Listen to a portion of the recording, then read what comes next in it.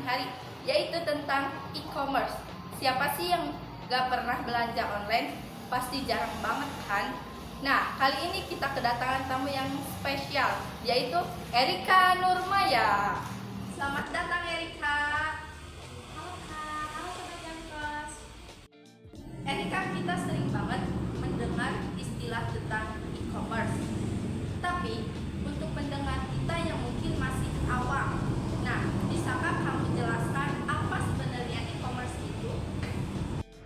Tentu secara sederhana e-commerce adalah sistem perdagangan atau penjualan barang dan jasa melalui jaringan internet di mana transaksi dan transfer data dilakukan secara elektronik.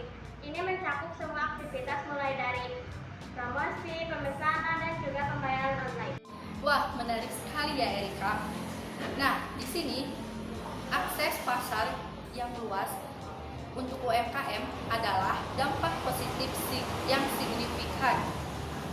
Bisakah kamu merinci dampak positif e-commerce terhadap ekonomi secara lebih detail? Dampak positifnya banyak.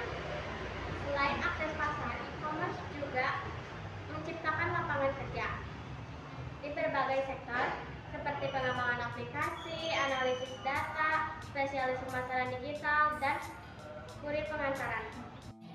Wah, ternyata dampaknya luas ya, hingga sampai ke penerimaan negara. Tapi setiap poin pasti punya dua sisi.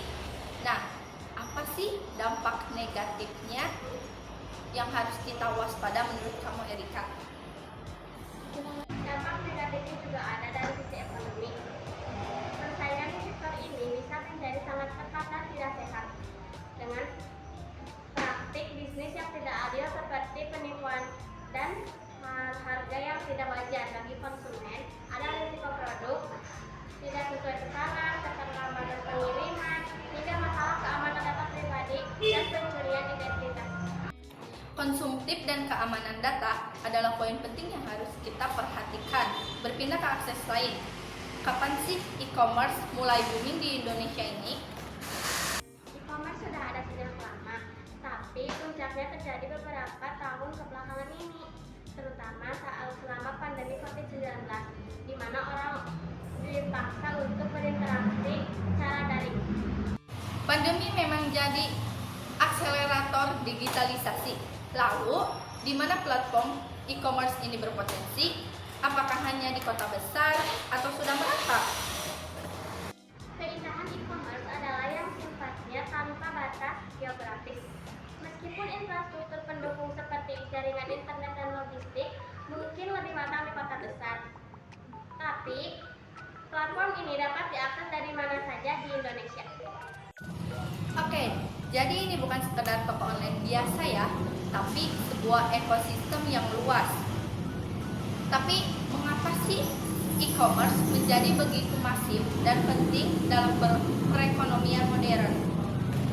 Ada beberapa alasan, terutama yang pertama, e-commerce memudahkan akses bagi pelaku usaha kecil dan menengah untuk memasarkan produk mereka ke pasar yang lebih luas, bahkan global, tanpa perlu toko fisik.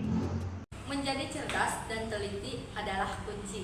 Terima kasih banyak Erika Nurmaya atas wawasan yang sangat bermanfaat untuk hari ini.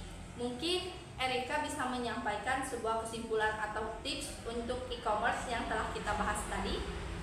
Tipsnya, yang pertama, periksa reputasi toko. Yang kedua, baca ulasan produk. Yang ketiga, pastikan keamanan transaksi. Yang keempat, waspadai promo terlalu besar atau promo tidak masuk akal. Terima kasih Erika atas kesimpulan atau tips yang telah kamu sampaikan.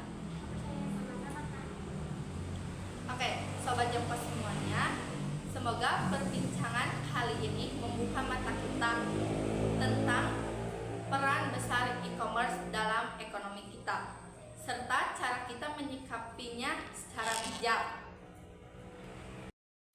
Mungkin cukup sampai di sini untuk podcast kali ini. Jangan lupa ikutin terus podcast Jam Kosong obrolan santai untuk episode menarik Saya Ria Silviasari